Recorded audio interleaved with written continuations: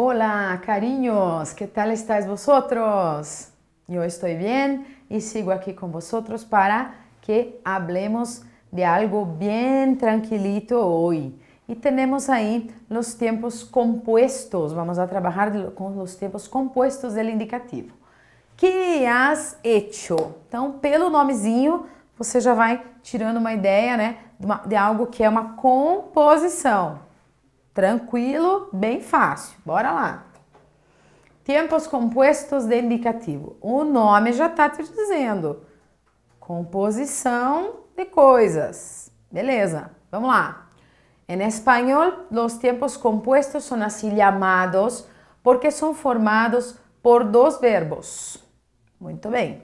El verbo haber como auxiliar e um verbo principal em particípio passado, que é isso que a gente vai trabalhar muito daí para frente, né? El pretérito perfecto compuesto é formado por. Então, a gente tem aí uma formação de pretérito perfecto compuesto em que nós vamos utilizar o verbo haber no presente do indicativo, mais o particípio passado daquele verbo que a gente necessita utilizar. Então, é uma combinação. Por isso ele já se chama, né, composto. Composição de dois ingredientes, dois elementozinhos que vão aparecer para nós, tá? Bueno, tá ali, verbo haber mais particípio.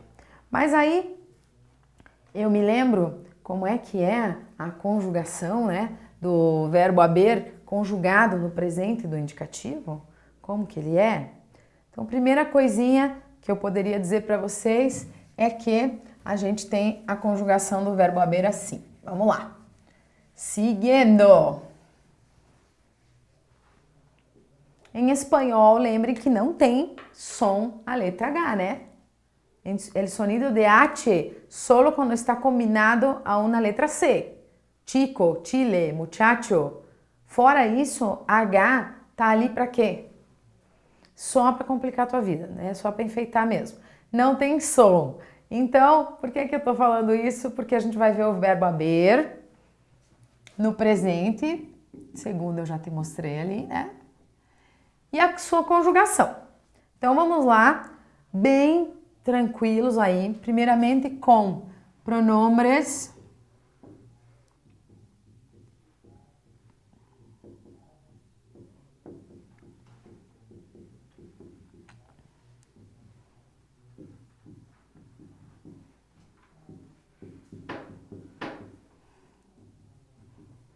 Olha lá, os pronomezinhos, tudo de novo, bonitinho. Sempre vou te relembrar, até porque é muito importante, a gente precisa identificar as pessoas, né, através dos tempos verbais. Então, se eu não sei pronome, fica meio complicado.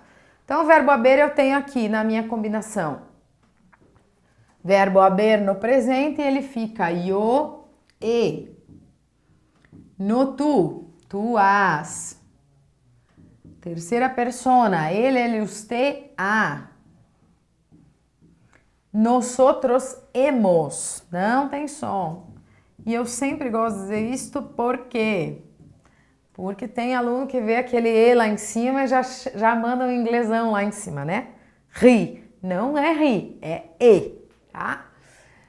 Nosotros hemos. Opa, comi um vosotros. Vamos colocar ele aqui, não tem problema.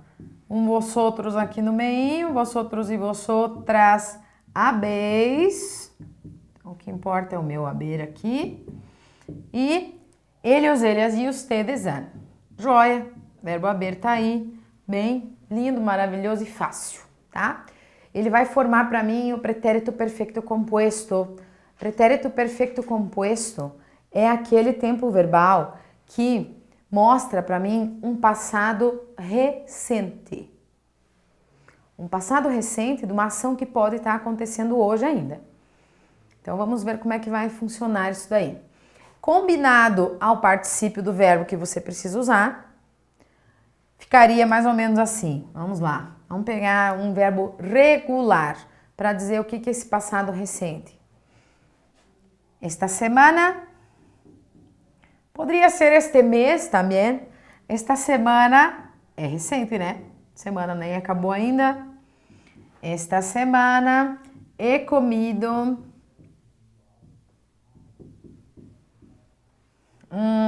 mucha comida basura. Ah, é um tema que eles adoram pôr em vestibular, que é a comida basura.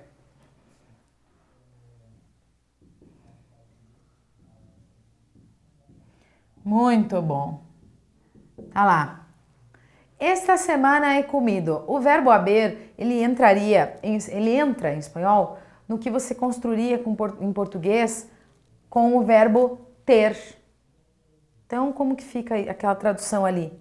Se eu utilizo um marcador de tempo, como é o caso aqui de esta semana, eu traduzco como esta semana tenho comido muita porcaria, muita bobagem, muita comida lixo, tá? Vou traduzir assim por causa do esta semana, que é marcador temporal. Eu posso traduzi-lo de outra forma, simplesmente como um passado. E aí não tem marcador. He comido muita comida basura, tá? Aí ele fica comi, simplesmente. Então tem duas traduções. O que você vai observar? Marcador temporal. É o marcador temporal que vai dar essa tradução para você. Cuidado, bem específico, tá? Quem tem a costumbre de utilizar esta diferenciação entre os tempos passados? Los espanhóis, por supuesto. Lógico, né?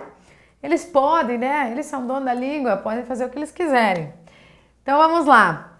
Para a gente formar o verbo haber, o pretérito perfeito composto, a gente vai precisar de particípios, né? Perfeito. Os particípios regulares, uma moleza, né? Amar, amado, dormir, dormido, comer, comido, salir, salido, estudar, estudado, sem novidades. Mas os irregulares, né? Que, claro, nem tudo são rosas na nossa vida, não é mesmo? Você vai precisar muito deles, muito. Você vai se deparar miles de vezes com os particípios irregulares de los verbos em los textos, em la interpretação textual. Necesitamos de todos eles. Então, temos aí hacer hecho, fazer feito, morir muerto, muito usado também. Poner, super usado, por, colocar, né? Então, por, posto.